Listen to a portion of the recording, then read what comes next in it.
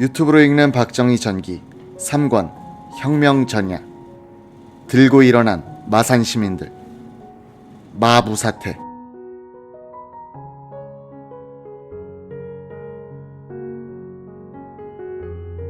(1960년) 이른봄 군사혁명을 모의하고 있던 군수기지사령관 박정희 소장을 가깝게 관찰한 사람 가운데는 소설가 이병주도 있었다. 국제신보 주필 겸 편집국장으로 있던 그는 부산일보 황용주 주필과 함께 부산 언론의 논조를 이끌고 있었다. 처음 그를 본 것은 경상남도 도청의회 회의실에서다. 무슨 일이 있었던가는 기억할 수 없는데 신도성 도지사가 기관장 회의를 소집했고 나는 사장을 대리하여 참석했다. 회의가 시작되기 얼마 전 여윈 몸집으로 작달만한 군인이 육군 소장의 계급장을 달고 색안경을 쓰고 가죽으로 된 말채찍을 든 채 회의장에 들어섰다. 도지사와 인사를 나누고 도지사가 지정한 자리에 가서 앉았다. 그리고는 회의장을 둘러보는 듯 하더니 후다닥 일어나서 휙 하고 나가버렸다. 회의가 시작되었는데도 그는 돌아오지 않았다. 회의가 끝난 후 도지사에게 물어봤다. 신도성이 쓴 웃음을 띠고 한 대답을 요약하면 그는 박정희 소장인데 자리가 도지사석과 시장석과는 먼 말석인 것이 불만이어서 화를 내고 돌아갔다는 것이었다. 이병주는 그 뒤 박정희, 황용주, 조중출과 함께 더러 술자리에서 어울렸다. 국제신보 군출입기자 설영우가 이병주의 논설에 동감과 관심을 보이는 박정희에게 한번 만나볼 것을 권해서 이루어진 자리가 그 뒤로도 이어졌다고 한다. 술자리에 앉기만 하면 나에게 던지는 그의 첫 말은 다음과 같았다. 이주필, 나라가 이래 갖고 되겠소. 그런데 이것은 묻는 말이 아니고 자기의 자세를 다지는 일종의 제스처라는 것을 알 수 있었다. 황용주에게 대한 첫 말은 어때? 부인 잘 계시나? 였다. 이렇게 한마디 해놓고는 별반 말이 없다. 묵묵하게 잔을 비우고 있는 사이사이 간투사를 닮은 말이 끼일 뿐이다. 부정선거를 하느니 차라리 선거를 하지 말지. 그러곤 잠깐 말을 끊었다가 이놈 저놈 모두 썩어 빠졌어 하고 혀를 찼다. 그러다가 뜬금없는 말이 튀어나온다. 학생이면 데모를 해야지. 이왕 할 바엔 열심히 해야지. 마산 사건에 제5열이 섞였다고 정부가 발설했을 때였다. 여느 때처럼 이주필 나라가 이래가지고 되겠소 해놓곤 대뜸 시작했다. 도대체 5열이란 게 뭐고 5열이 약방의 감초가 감당 못할 사건이 생기면 5열이 튀어나와 5열이 어딘가에 대기하고 있다가 자유당이 필요로 하겠다 싶으면 출동하는 모양이지. 국민을 편하게 할 방도는 생각하지 않고 생사람 죽일 궁리만 하고 있으니 원. 박정희 소장은 되게 묵묵했지만 입을 열었다 하면 나라 걱정이고 민족 걱정이었다. 그는 공기를 호흡하고 있는 것이 아니라 애국 애족을 호흡하고 있었다. 자유당 정권이 제4대 정부 통령 선거 날짜를 1960년 3월 15일로 정한 것은 3월 26일이 이승만 대통령의 만 85세 생일이라는 것과 관계가 있었다고 한다. 당시 자유당의 온건파를 이끌고 있었던 이재학 국회 부의장의 증언에 따르면 자유당 강경파는 노인을 기쁘게 해드려야 한다. 탄신을 이전에 당선시켜드린 다음 탄신일을 거족적인 축일로 하자. 고 조기 선거를 밀어붙였다는 것이다.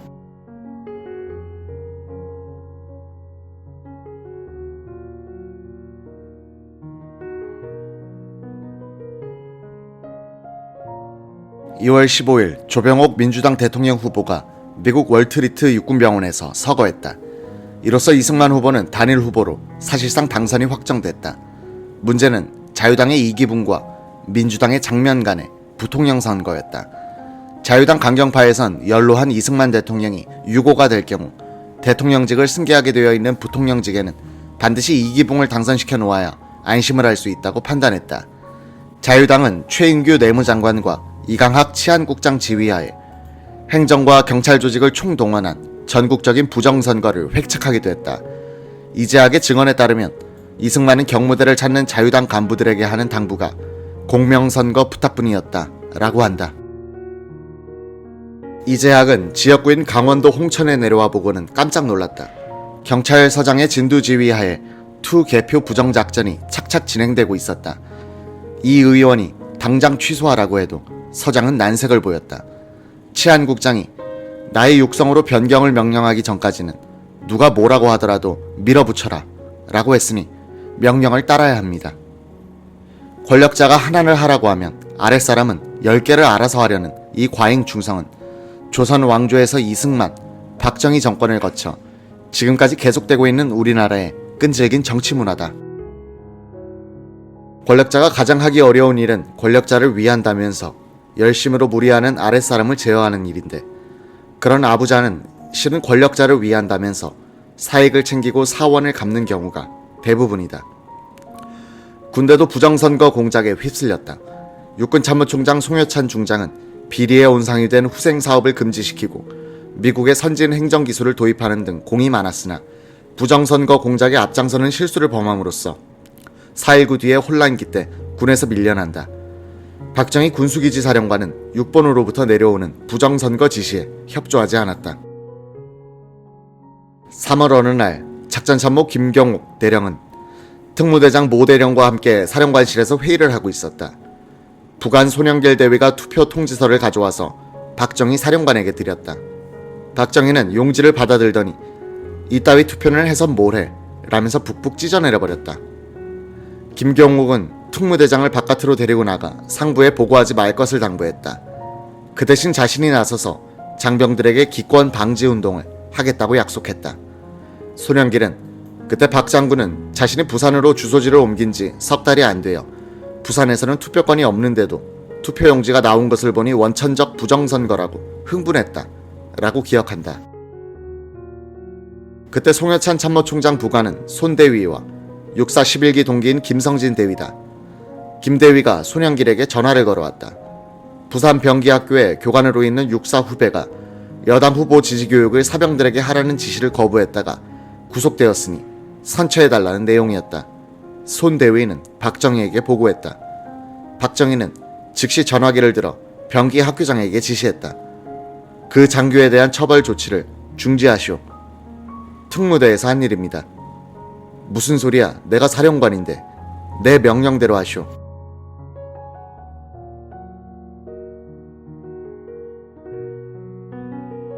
(3.15) 투표율이 임박하자 군내 부정선거를 지휘하던 방첩대 본부에서 군수기지 사령부로 회식비를 내려보냈다.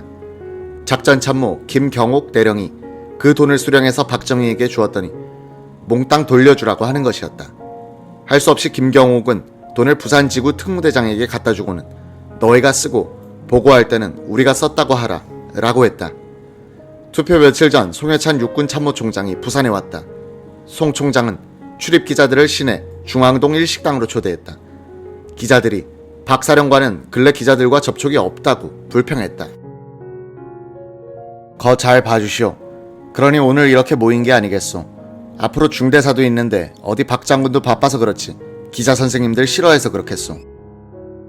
이 자리에 있었던 부산일보 김종신 기자는 1966년에 이 말을 듣고 있던 박 장군이 X같은 새끼 라고 내뱉었다고 영시에 횃불에서 썼다. 이 책을 읽은 박 대통령은 당시 청와대 출입기자 김종신을 부르더니 내가 송 장군에게 그런 욕을 한 기억은 없어요 라고 했다. 김종신은 맞습니다. 제가 실감을 주기 위해서 좀 과장을 했습니다 라고 했다. 박정희가 덧붙였다. 그 말 지우면 책이 안 팔리나. 역시 그런 대목이 있어야 박력이 풍기고 판매에도 도움이 됩니다. 많이 팔린다면 할 수 없지. 1960년 당시 문제의 술자리에 참석했던 국제신보 설영우 기자는 송여찬이 이번 선거에 협조해달라는 당부를 하자 박정희가 여러 기자들 앞에서 정색을 하고 그럴 수는 없습니다 라고 반박해 분위기가 어색해졌는데, 송여찬은 그런 박정희 사령관을 상당히 어렵게 여기는 것 같았다 라고 기억하고 있다. 송여찬 총장과 특무대가 주도한 군내의 부정선거 공작에 반대한 장교들은 많았다. 이한림 육사교장은 사관생도들에게 부정을 가르칠 수는 없다면서 투표장에 나가서 서 있어만 달라는 특무대의 부탁도 거절했다고 한다.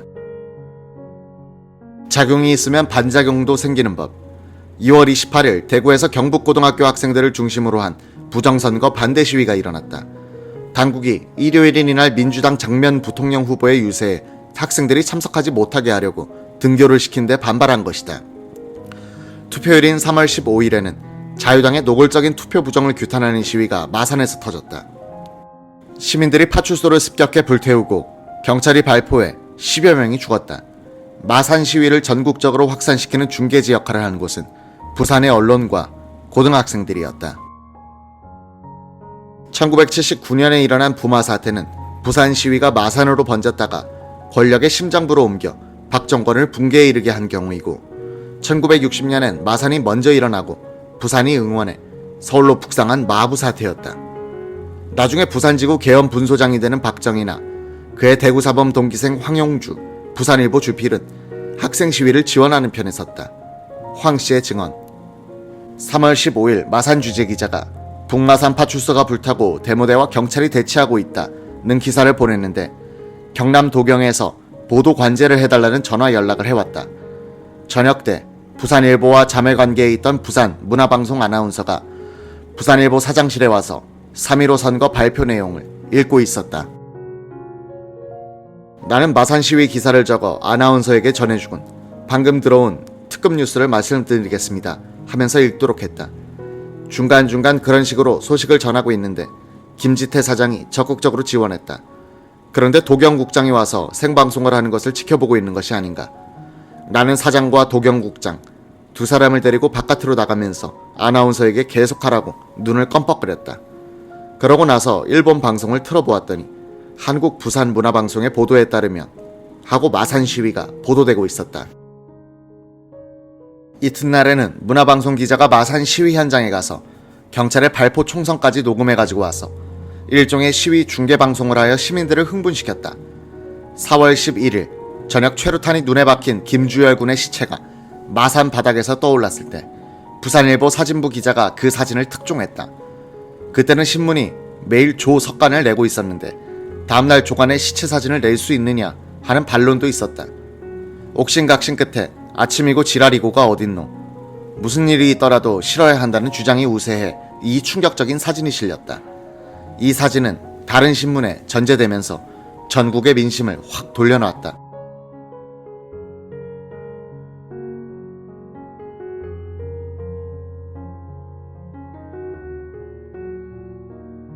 개육한 지 1년밖에 안 되는 부산 문화방송은 거의 매일 총성과 구호, 비명과 노래가 들려오는 시위 현장 속에 기자를 들여보내 생생한 시위 중계 방송을 했는데, 이 때문에 시청률이 높아지고 광고가 몰려들어 우리나라 최초의 상업방송으로 뿌리를 내리는 계기를 잡았다. 방송이 시위를 현장 중계한 것은 전무후무한 일이다.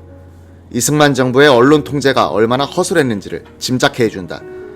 부산일보는 김주열 시신 사진이 나간 날 일면에 김태홍 논설위원이 쓴 마산은 이라는 자극적인 시도 실었다. 봄비에 눈물이 말없이 어둠 속에 괴면, 눈동자에 탄환이 박힌 소년의 시체가 대낮에 포효하는 학생과 시민이 전우의 시체를 넘고 넘어 민주주의와 애국가와 목이 말라 온통 설레는 부두인 것이다. 고교생들을 중심으로 한 학생 시위가 전국으로 번져나가는 가운데 박정희의 마음도 바빠지기 시작했다. 5월 8일 송여찬 육군 참모총장이 미국 방문을 위해 떠날 시점을 거사일로 잡아놓고 동지들을 포섭하고 있었는데 사태가 급박해져 그때까지 기다릴 여유가 없을 것 같았다. 3월 17일 부산으로 내려온 육본 전사감 최주종 준장은 박정희를 관사에서 만나 거사일을 4월 초순으로 앞당기는 문제를 의논했다. 육본의 유원식 대령은 이승만 대통령이 진해로 휴양을 갈 때 납치하자는 의견을 내기도 했다.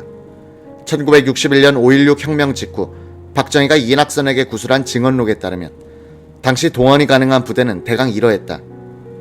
부산 지역 군수기지 사령부 예하 부대, 홍종철 중령의 고사포 부대, 포항 김동화 소장의 해병사단. 서울 지역 6본 전사감 최주종 준장, 6본 유원식 대령, 전두열 대령, 김종필 중령회 영관급 약관명. 대구 지역 2군 사령관 장도영 중장, 안동사단의 윤태일 준장, 이주일 2군 참모장. 인천 지역 고사포 대대장 정석윤 중령, 진해 6대 재학생 공작 중. 위의 명단엔 장도영 중장과 같은 포섭 대상자들도 들어있고 아직 병력 동원의 세부 계획도 마련되지 않았다. 군사혁명의 구상과 포섭 단계이지 행동 계획을 구체화시킬 수준으로 성숙되지는 않고 있었다.